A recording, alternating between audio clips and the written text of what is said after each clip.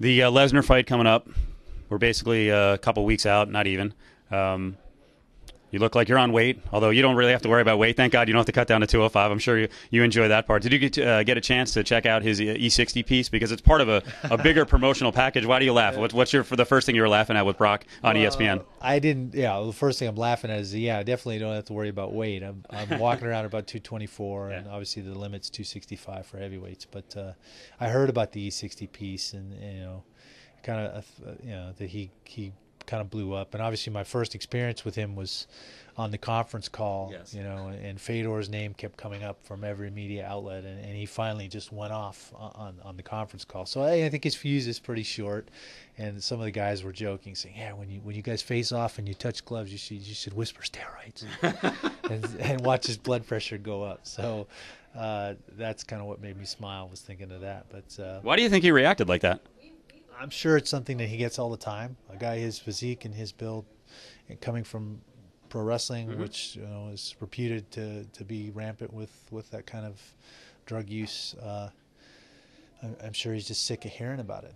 And in a public forum like that, to get asked that question again, I'm sure that that pushed him over the edge. Right. So. I think the one thing that I commented on up on the Yahoo blog was the fact that I found it insulting when they did their little round table. They discussed, well, you got to ask Brock Lesnar about steroids. And a lot of the reporters around the round table were NFL reporters. And it's like, really?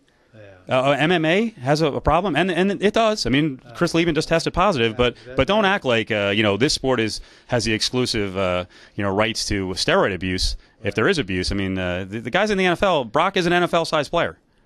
Well, those who live in glass houses probably shouldn't be casting stones. Yeah. But imagine if all the guys that came up positive in the NFL weren't allowed for a year to make a living in their sport. Yep. I mean, the NFL would be in serious trouble. So, I think the penalty's pretty stiff in mixed martial arts for skirting that issue. Chris Lieben is certainly feeling that, and that was a show where the UFC instigated the test. They didn't have to test anybody in England, but the UFC, in keeping with protocol and doing what was right, tested those athletes, and right. Chris came up positive. And Chris did the right thing and manned up and said, yeah, look, I screwed up, and it was stupid.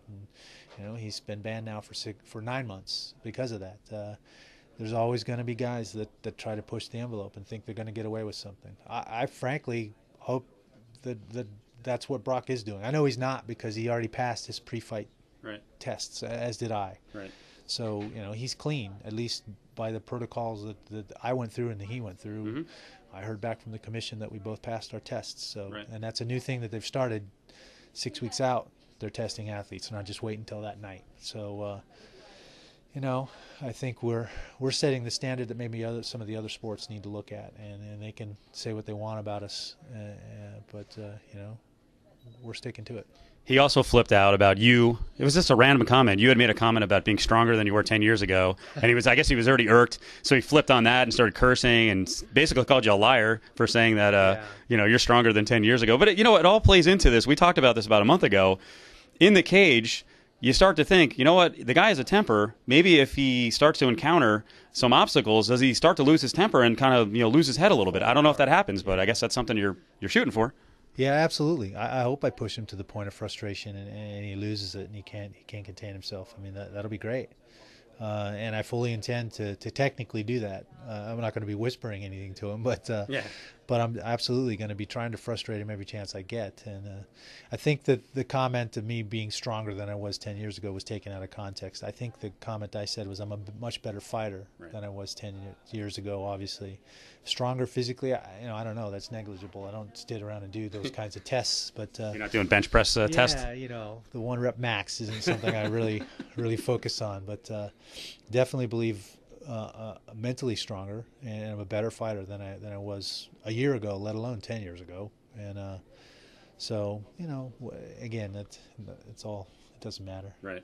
Well, no one in the world, outside of one person I'll name, questions your toughness, that you're a man's man.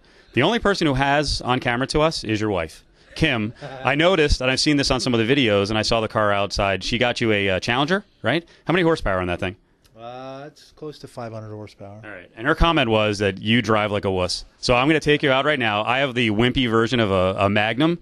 and I'm going to go drag race you because wanna race? I think you know what? I think you could basically give that thing a little punch and you would destroy me. But she said she's a more aggressive driver than you and that you're kind of a pansy. Yeah, that is actually true. She is a more aggressive driver than I am, and she drives a lot faster than I am, and that's why she doesn't get to drive my car very often. All right, thanks, Randy. You bet.